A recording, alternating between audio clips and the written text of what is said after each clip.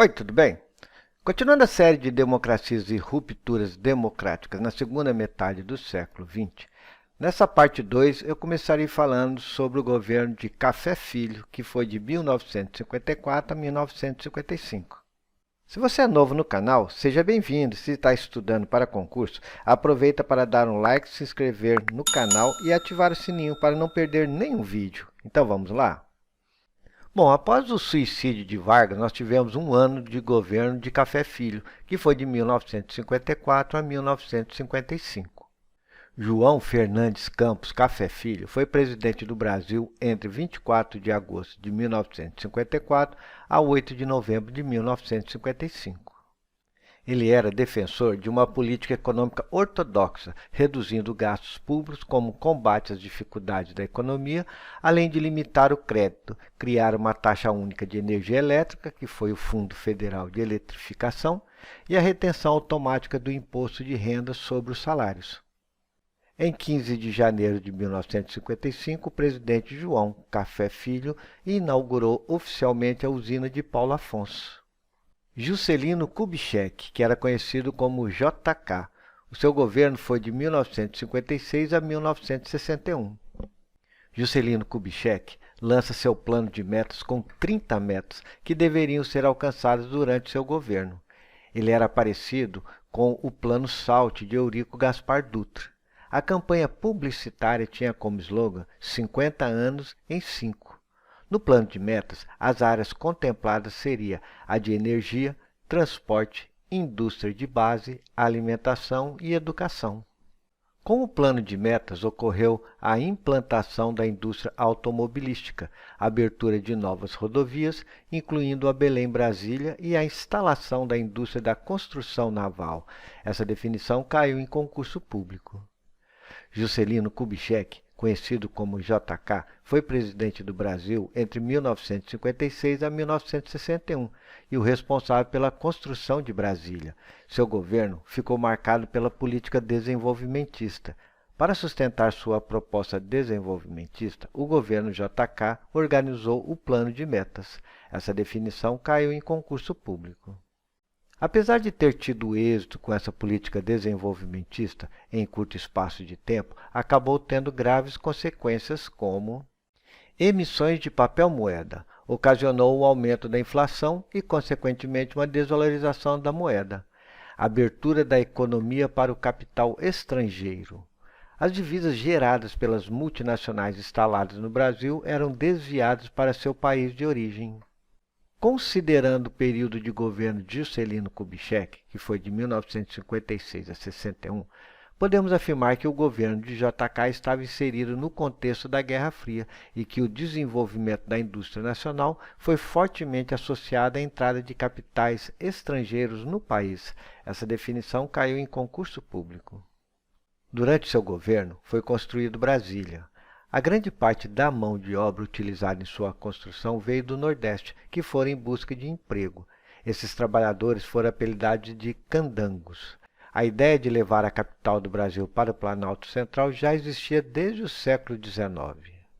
Juscelino Kubitschek construiu Brasília no meio do Brasil, porque queria que fosse longe do Rio de Janeiro, em um lugar ermo, para caso o Brasil entrasse em guerra ou se houvesse pressão popular, a capital não estaria vulnerável.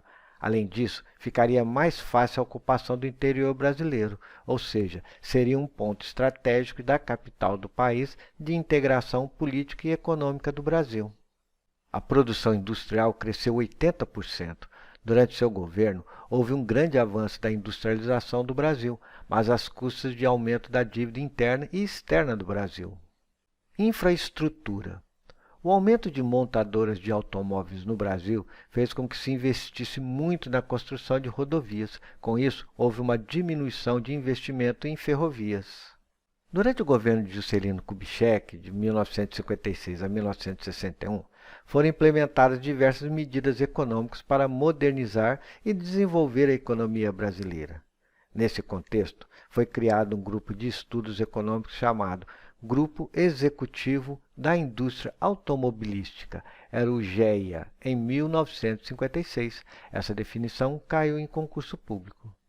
O Grupo Executivo da Indústria Automobilística, o GEA, foi criado pelo Decreto número 39.412, de 16 de junho de 1956, que estabelecia normas diretoras para a criação da indústria automobilística brasileira e instituiu o Grupo Executivo para a aplicação dessas normas. Esse decreto facilitou a instalação de várias fábricas do setor automobilístico no Brasil, como a Volkswagen, Ford, General Motors, entre outras. 1957 foi o ano da criação da Fundação de Furnas Centrais Elétricas, responsável pela geração e distribuição de energia elétrica para todo o país. Entrou em operação em 1963. 1959, criação da SUDENE, que é a Superintendência do Desenvolvimento do Nordeste. Foi idealizada no governo do presidente Juscelino Kubitschek, tendo à frente o economista Celso Furtado, como parte do programa desenvolvimentista então adotado. Vamos falar agora sobre o governo de Jânio Quadros, que foi 1961. Foi eleito em 1960 e começa a governar em 1961. Era um presidente de centro-direita e tinha como vice João Goulart, que era conhecido como Jango, que era de centro-esquerda. Jânio Quadros era do partido da União Democrática Nacional, a UDN, e foi a última tentativa da UDN de chegar ao poder. Há 60 anos, o presidente Jânio Quadros deixou o Brasil atônito. Sem aviso prévio, ele enviou um bilhete ao Congresso Nacional comunicando que havia abandonado a presidência da República. O governo, que deveria ter durado 5 anos, chegou ao fim pouco antes de completar 7 meses. A renúncia ocorreu em 25 de agosto de 1961. Acompanhando o bilhete de renúncia, Jânio Quadros enviou ao Congresso Nacional uma breve carta em que justificou a atitude. Em termos vagos, ele escreveu que tentara combater a corrupção, mas fora vencido pela reação e esmagado por forças terríveis. Esse texto aqui eu tirei da agência Senado. A renúncia, segundo os historiadores, seria o primeiro passo de um autogolpe de Estado.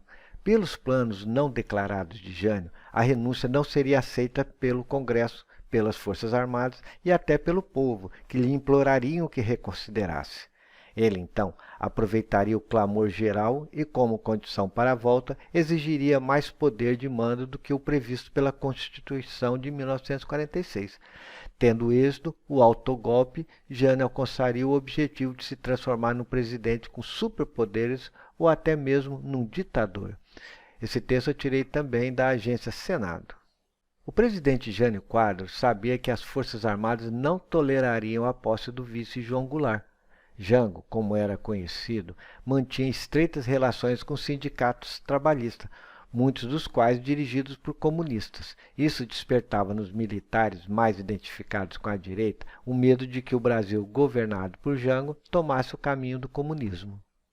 Na presidência da República, em regime que atribui ampla autoridade e poder pessoal ao chefe de governo, o senhor João Goulart constituir-se-á, sem dúvida alguma, no mais evidente incentivo a todos aqueles que desejam ver o país mergulhado no caos, na anarquia e na luta civil.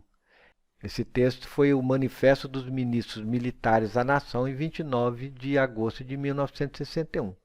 O manifesto acima transcrito está a revelar que os militares justificavam com o texto a possibilidade de intervenção armada em regime democrático. Essa definição caiu em concurso público. Quando veio a renúncia, Jango se encontrava na China, numa missão oficial armada por Jânio. O presidente trabalhou para que o vice estivesse justamente num país comunista no momento em que a crise estourasse. As supostas inclinações comunistas do vice se tornariam inquestionáveis. Conforme a previsão de Jânio Quadros, os militares de fato vetaram a posse de Jango. Diante dessa ilegalidade, o governador do Rio Grande do Sul, Leonel Brizola, ameaçou pegar em armas para garantir o cumprimento da Constituição. A renúncia, portanto, deixou o Brasil à beira de uma guerra civil. Esse texto eu também tirei da agência Senado. Bom, se você gostou do vídeo e também gosta do meu canal, eu gostaria de te pedir para ajudar o canal a se manter, fazendo uma doação de qualquer valor ou comprando uma apostila. O Pix está ao lado. E é só apontar o celular para o QR Code ou clicar nos links para as apostilas na descrição abaixo do vídeo e no comentário fixado. E desde já, eu te agradeço. Bom, no próximo vídeo eu começarei a falar sobre o governo de João Goulart, que foi de 1961 a 1964. Bom, eu espero que você tenha gostado do vídeo e não se esqueça de se inscrever no canal, ativar o sininho, dar um like e compartilhar. Abraços e até o próximo vídeo.